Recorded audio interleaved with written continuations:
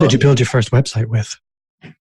Oh, Bob, I have no idea. I can't remember now. It was like, oh my goodness, in the 90s. How long ago was that? That's like nearly 30. No, it couldn't be 30 years ago. Like 25 years ago? I have no idea. Yeah, it would have been Microsoft Publisher or Front Page or something like that. Yeah, probably.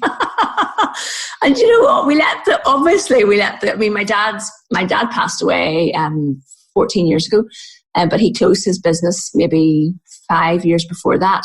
So we didn't keep the website alive, obviously, because there was no business there. But I would love to have like a screenshot of it now. It'd be a bit of a laugh. I actually have a floppy drive. It's a USB floppy drive. Uh-huh. And in that floppy drive, there's a floppy disk with a website from 2003. It's Brilliant. Hilarious. I'm sure.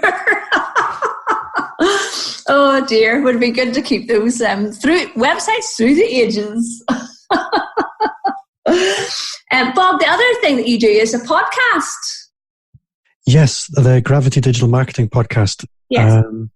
So do you use the podcast? Are you going to use the podcast to fill your group coaching programs, do you think? For the Gravity side of things, yes. I think that was the original thrust of that podcast. And I remember when I started it was around the time I met you. And that was also the time where I was really fed up with my agency business, if I'm honest. Yeah. And I was looking for a way out. And I'd started running some events up in my area for people who work in the marketing space. And I discovered that I had a lot of value to offer because commercially I do better than average. I'll put it that way. Mm-hmm. And I found myself after, as you said, 20 years in the website space working predominantly in digital marketing, which is far less competitive. So I'm no longer in the competitive mindset I used to be. Mm-hmm. As long as I retain the clients I've got, I don't actually need any more, which is very new for me.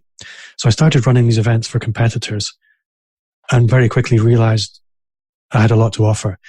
And I thought, you know what, I can probably build a little practice around this over a period of time, sort of coaching practice, training practice. The podcast was really designed to, build an audience that might be interested in that kind of thing, but also to allow me to reach out to people like you and learn about best practice around the world. Because where I live in Aberdeen, it's like the UK's equivalent of Nome, Alaska. Not much in our world goes on up here. So the only way I was going to be able to spend time with people like you was through the vehicle of a podcast or something like that. Yes. So will I fill groups through the podcast? Hopefully, yes. But it'll be predominantly around the digital marketing spectrum, professional. The other side of the business, the more traditional micro business, no, I don't imagine I will. No. But it certainly does give me a lot of authority in that traditional market. Oh, yeah. I think that's been a good thing for me with my podcast as well, in terms of the local market. It does put you a little bit outside of the norm, doesn't it? By actually having a podcast. It's different I know it's in America, they have a lot more people even aware of podcasts. We did our conference at the end of May and I said hands up in the room who listens to podcasts, and you still wouldn't have had a lot of hands up. But it's a lot more than like maybe the year before. If I ran a networking event with 30 people and I said, who listens to podcasts, you might have literally had one or two hands up.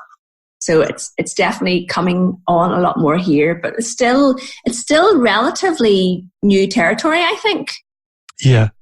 I think one thing I am planning to introduce, and this will definitely help, particularly with my local audience, is I was toying with, because I mentioned I was completely out of love with the agency side of things. But because of all the changes I've made, largely at the hand of the learnings that have come out of the podcast, I've managed to reposition and pivot into actually what's now an agency that I can see I will love, because commercially it's totally worth doing, which for me was a big thing. And we have the groups that I can bring into that. There's a bit of joy in the business that was missing before.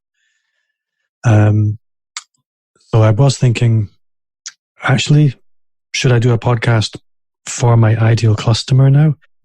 And the answer was, well, no, I don't want to be doing another podcast. But what I came to was, if I take a different approach with the podcast and do a seasons-based podcast, so maybe 6 to 10 episodes, and do that maybe once or twice a year,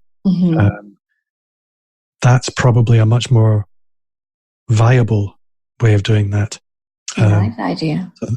And I think that if it is a specific oil and gas vertical market, sales and marketing focused podcast, that will definitely work for me. Yeah, that's a good idea. Right, Bob, we are going to wrap up because it's been really brilliant talking to you, but we have other work to do. We can't just sit and chat all day.